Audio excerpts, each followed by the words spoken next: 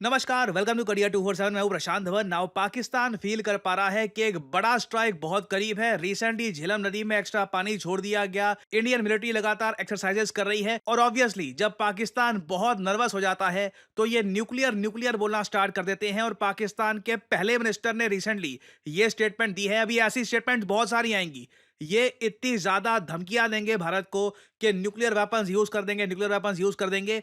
यहां पे आप देख पाओगे पाकिस्तान के सिटिंग मिनिस्टर ने ओपनली ये कहा है कि 130 न्यूक्स आज के समय एम्ड है एट इंडिया। ये सब nuclear warheads only for India है। ये क्लिप मैं आपको दिखाना चाहता हूं। उन्होंने कह दिया ना कि अगर हमारा पानी बंद करेंगे तो फिर जंग के लिए तैयार हो जाएं। ये जो गोरी, शाहीन, गजनवी, ये चौकों में सजाने के लिए नहीं हमने रखे हुए, ये हमने हिंदुस्तान के लिए रखे हैं बाबा। ये जो 130 एटॉमिक हमारे पास वेपन है वो हमने सिर्फ मॉडल बनाने के लिए नहीं रखे हुए। और आपको पता ही नहीं कि हमने पाकिस्तान के किस किस हिस्से में रखे हुए हैं। ये दुनिया भी जानती है, आप भी जानते हैं। वरना आप तो इतने मक्कार बनिए हैं कि अभी तक पाकिस्तान के ऊपर कई दफा हमलावर हो चुके होते। आपने बड़ी दफा कोशिश की, लेकिन जब आपको पता चला कि हमारे शाहीन जो है फिजाओं में आ गए हैं तो आप भाग गए। तो इसलिए मैं दोबारा दोहराने लगा हूं, ये जो बैलिस्टिक मिसाइल है, ये जो क्रूज मिसाइल है, ये जो शाहीन है, गौरी है, ये मैं फिर दोहराने लगा हूं, ये हमारे चौकों में नहीं है। ये हमारे बिल्कुल आप इनका रुख आपकी तरफ है और किसी की तरफ नहीं है। तो इसलिए ये सोचना भी ना कि आप पाकिस्तान की हदूद को क्रॉस करोगे। अगर सोचोगे भी तो उसका खमियाजा आपको भुगतना पड़ेगा। नाउ ये आदमी है हनीफ अब्बासी, पाकिस्तान का रेलवे मिनिस्टर। और अगर यहाँ पे आप सोच रहे हैं रेलवे मिनिस्टर फिर ये धमकियां क्यों दे रहा है, वेल रिसेंटली एक बहुत बड़ी डेवलपमेंट हुई है पाकिस्तान में जिसके बारे में आपको बताना चाहिए। पाकिस्तानी रेलवे स्टेशंस अब पाकिस्तानी आर्मी को थमा दिए गए हैं। जो सोल्जर्स हैं ये तैयार हो रहे हैं। और इवन आप अगर विद इन पाकिस्तान देखोगे तो आर्टिलरी मूवमेंट की जा रही है। ये लोग अपने टैंक स्टेशन कर रहे हैं। पाकिस्तान प्रिपेयर कर रहा है एक इनएविटेबल अटैक के लिए। ऐसी अरेंजमेंट पाकिस्तान ने 2019 में भी नहीं करी थी। ये जो मैं आज के समय देख रहा हूं, दिस इज बिग। पाकिस्तान के रेलवे मिनिस्टर ने रिसेंटली ये भी बोला कि अब हमारे लॉजिस्टिक्स जो भी इनके पास रेलवे और स्टेशन वगैरह जो भी है इनके पास, ये अब पाकिस्तान आर्म फोर्सेस के हाथ में है। They can use Pakistani railway to transport tanks, heavy weapons and any other artillery that they want to move throughout the railways। और पाकिस्तान ऐसी पैनिक की सिचुएशन में क्यों आ चुका है, इसके कई रीजन है। नंबर 1, भारत लगातार दुनिया भर के 100 से ऊपर कंट्री से बातचीत कर रहा है, उनको इन्फॉर्म कर रहा है कि भारत में क्या हुआ। आप हिस्ट्री देख लीजिए, भारत ने यह तभी किया है जब हमको एक बड़ा मिलिट्री ऑपरेशन करना हो, क्योंकि दुनिया में देखिए भारत की एक इमेज है एज ए रिस्पॉन्सिबल कंट्री जो हमेशा पीस के साथ खड़ा होता है। हमारे कल को एम्बिशन है यूएन सिक्योरिटी काउंसिल में परमानेंट सीट होगी, हमारा जियोपॉलिटिकल स्टैचर और बढ़ेगा। तो इंडिया कभी भी यह अफोर्ड नहीं कर सकता कि दुनिया को बिना बताए, बिना समझाए, बिना कॉन्फिडेंस में लिए सडनली एक न्यूक्लियर आर्म्ड कंट्री को हम अटैक कर दे। तो पाकिस्तान ये बात नोट कर रहा है। एस जयशंकर, पीएम मोदी दुनिया भर के वर्ल्ड लीडर से लगातार बात कर रहे हैं और इंडिया हर बातचीत में सिर्फ 2 सेंटेंस ऐड कर रहा है कि आतंकवाद को मुंह तोड़ जवाब देना बहुत इंपॉर्टेंट है। और हमारे साथ जो कश्मीर में हुआ उसका हमारे पास एविडेंस है कि उसका डायरेक्ट लिंक है विद पाकिस्तान। फिर उसके बाद इंडस वाटर ट्रीटी का सस्पेंड हो जाना। अगेन आप पाकिस्तान के पर्सपेक्टिव से सोच कर देखो, इन लोगों ने उस ट्रीटी का सस्पेंशन आज से पहले कभी देखा नहीं। 1965 इंडिया पाकिस्तान वॉर हुई, 1972 इंडिया पाकिस्तान वॉर हुई, कारगिल युद्ध हो गया, अब जाके 2025 में finally Bharat Indus water treaty को सस्पेंड कर रहा है। और फिर पाकिस्तान जब इंटरनेशनली खुद मदद के लिए देख रहा है तो कोई आवाज सामने नहीं आ रही। रिसेंटली पाकिस्तान की सरकार ने रशियन और चाइनीज गवर्नमेंट को रीच आउट किया। बहाना यह लगाया गया कि देखिए जो पहलगाम में अटैक हुआ है ना, चलिए उसकी इन्वेस्टिगेशन करते हैं, ठीक है, हम प्रोब करते हैं, आप लोग भी आ जाओ, हम न्यूट्रल इन्वेस्टिगेशन करेंगे। रशियंस चुप हैं, चाइनीज चुप है। उल्टा मैं आपको एक और बात बताऊं, हो सकता है अभी इस पे डेवलपमेंट चल रही है, रशिया पे पिछले साल ना एक आतंकवादी हमला हुआ था, 150 के आसपास लोग मारे गए थे। हो सकता है कि रशिया भी अभी कुछ ही 1-2 दिन की बात है, में भी हफ्ते की बात है, रशिया भी कहे कि उस आतंकवादी हमले का लिंक हमको मिला है पाकिस्तान के साथ। ये इधर आप लोग देख पाओगे। हो सकता है कि रशिया पाकिस्तान को यह कहे कि क्रॉकस अटैक जो हुआ था, क्रॉकस अटैक वही है जिसमें ऑलमोस्ट 150 रशियंस मारे गए थे, 550 रशियंस इंजर्ड हुए थे, बड़ा अटैक हुआ था रशिया की कैपिटल में। तो रशिया पाकिस्तान को कहे इसका मास्टरमाइंड तुम्हारे देश में है, चलो इसे हमें सेंड करो। ये हो गया तो पाकिस्तान के लिए जेन्युइनली एक ग्लोबल ह्यूमिलिएशन होगी। हालांकि ये काफी हद तक इम्यून है, ह्यूमिलिएशन से इनको कोई इंपैक्ट पड़ता नहीं है, बट पाकिस्तान को क्लियरली यहां पर दिख रहा है ना कोई मदद के लिए आ रहा है, और एक बड़ा हाथी धीरे धीरे उनकी तरफ बढ़ रहा है और उसकी इंटेंशन क्लियर है, इस बार पाकिस्तान को सबक सिखाना है। और आप देखोगे पूरी दुनिया भी आज के समय यही सवाल पूछ रही है, R India and Pakistan headed for war? ना, वॉर के चांसेस मैं आपको बता दूं, वॉर बहुत बड़ा वर्ड है।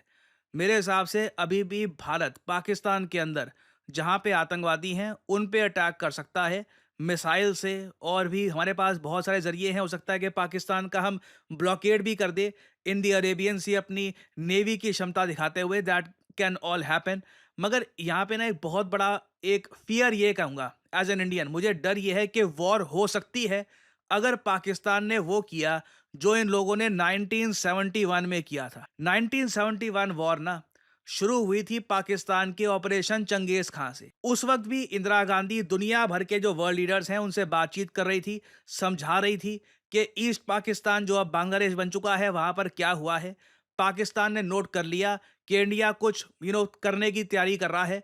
पाकिस्तान नर्वस हो गया, इनको समझ नहीं आता। आई मीन ये लोग, मैंने ये देखा है, इनकी नर्व्स है नहीं, they don't have nerves of steel. ये बहुत जल्दी एंग्शियस हो जाते हैं। इनके जो जनरल्स हैं, अभी भी न्यूज आ रही है कि आसिम मुनीर ने अपनी फैमिली को यूके भेज दिया। आई डोंट रियली नो कि कितनी ये न्यूज सच है, मगर काफी जगह इसको रिपोर्ट किया जा रहा है कि पाकिस्तान के जो टॉप जनरल्स हैं उन्होंने ऑलरेडी अपनी फैमिली को पाकिस्तान से बाहर भेज दिया है इन fear of what will happen. तो ये लोग नर्वसनेस में आकर ना ऊट पटांग हरकतें करते हैं। अगर मंडे को या फिर आने वाले हफ्ते में पाकिस्तान के किसी जनरल को कोई ऊट पटांग आइडिया आ गया कि इंडिया पे प्रीएम्प्टिव स्ट्राइक कर देते हैं, कि लग रहा है इंडिया मारने ही वाला है, पहले हम अटैक कर देते हैं, फिर वॉर का खतरा बहुत हद तक बढ़ जाएगा। फिर कोई इंडियन माफ नहीं करेगा। अभी भी आप देखोगे भारत के कुछ चीफ मिनिस्टर हैं, वो कह रहे हैं कि वॉर नहीं करनी चाहिए पाकिस्तान के साथ वॉर लास्ट ऑप्शन है। मगर पाकिस्तान हो सकता है नर्वसनेस एंजाइटी में आकर एक प्रीएम्प्टिव स्ट्राइक कर दे, then there will be war. और उस केस में आप देखोगे डेफिनेटली पूरी दुनिया कोशिश करेगी कि भारत और पाकिस्तान को रोका जाए। डोनाल्ड ट्रंप ने भी रिसेंटली जो स्टेटमेंट दी थी कि ये दोनों तो देखिए 1500 साल से लड़ रहे हैं वहां पे कश्मीर में, और ट्रंप की स्टेटमेंट ऐसी होती है, बट ट्रंप का ये कहना था कि मैं यहां पर कुछ इंटरवेंशन नहीं करने वाला, करने दो उनको, वो देख लेंगे वहां पर जो करना है। बट जब बात फुल स्केल वॉर पे आ जाती है तो वहां पे ऑब्वियसली एक डर ये भी रहेगा कि पाकिस्तान के पास जो न्यूक्लियर मिसाइल्स हैं 170, जिसमें से इन लोगों ने डिप्लॉय कितने करके रखे हैं, ये परहैप्स पाकिस्तान के रेलवे मिनिस्टर ने लीक कर दिया है कि इन लोगों ने डिप्लॉय कर रखे हैं 130 आउट ऑफ 170। इंडिया के पास भी 172 न्यूक्लियर वॉरहेड्स है। इतने न्यूक्लियर वॉरहेड्स आधी धरती को बर्बाद करने के लिए बहुत हैं। होपफुली सिचुएशन वहां पर नहीं जाएगी। बट मैं आपको ये बता दूं, अगर पाकिस्तान कोई ऊटपटांग काम करता है, इंडिया उसके रिस्पॉन्स में एक बड़ा मिलिट्री ऑपरेशन करता है और एक ऑल आउट वॉर स्टार्ट हो जाती है, उस केस में बिल्कुल Donald Trump, Xi Jinping, Putin सब इन्वॉल्व हो जाएंगे। The world will try to stop India and Pakistan. और पाकिस्तान को उम्मीद यही है कि इन दी एंड पूरी दुनिया के इनको बचा लेगी इस डर से कि न्यूक्लियर वॉर ना हो जाए। और अगर लार्जर पिक्चर यहां पर समझनी है ना, तो ये जरूर ध्यान में रखना कि कुछ ही दिनों पहले न्यूज आई थी कि एप्पल अपने सारे आईफोन्स जो ये लोग बेचते हैं यूएसए में, ये इंडिया में मैन्युफैक्चर करना स्टार्ट कर देगा। All the US sold iPhones will be made in India. ये न्यूज भारत के कई मिनिस्टर्स ने भी रीट्वीट करी है, शेयर करी है। इंडिया में और ज्यादा मैन्युफैक्चरिंग आने वाली है। कई जो यूएस की कंपनीज थी जिन्होंने पहले चाइना से मैन्युफैक्चरिंग शिफ्ट कर ली थी वियतनाम में, अब सिंस ट्रंप ने वियतनाम में भी लगा दिए हैं बहुत सारे सैंक्शंस, तो वो लोग घूम फिर कर भारत की तरफ ही आ रहे हैं। जब इतनी इंपॉर्टेंट डेवलपमेंट हो रही है ना, सडनली हम देखते हैं पाकिस्तान जैसा देश जो अगेन खुद डिसीजन नहीं लेता, पाकिस्तान के बड़े डिसीजन लिए जाते हैं उसके लिए bye it's masters. I wouldn't be surprised कि चाइना नज करे पाकिस्तान को कि प्रीएम्प्टिव स्ट्राइक कर ही दो इंडिया पे, और उसके बाद सिचुएशन काफी खराब हो सकती है। तो अगेन ये एक ऐसी न्यूज है जिसमें भी बहुत सी डेवलपमेंट्स होंगी, कुछ अपडेट्स आती है इन द फ्यूचर, तो मैं आपके लिए अपडेटेड वीडियोस लाता रहूंगा। देखिए, करियर 247 मतलब जॉब अपॉर्चुनिटीज। ऑलरेडी आपने देखा होगा कि हमारे एक्सिस बैंक प्रोग्राम के अंडर कई लोगों को ऑफर लेटर प्राप्त हो चुका है एक्सिस बैंक डेप्यूटी मैनेजर की पोस्ट के लिए। और अब पहली बार करियर 247 आपके लिए लेके आया है हमारा flagship data science course with generative AI.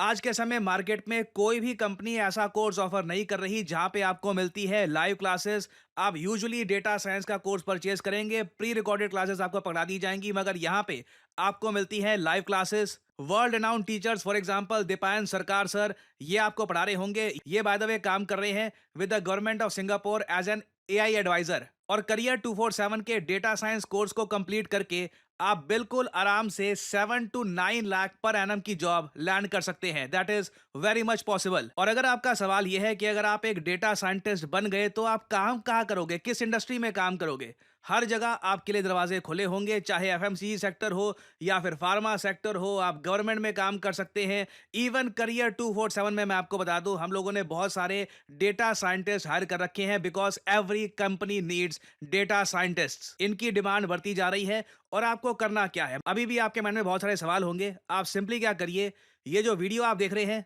इसकी कमेंट सेक्शन में आपको जाना है और यहां पे आपको लिंक मिल जाएगा build your career with India's first data science and machine learning gen AI course.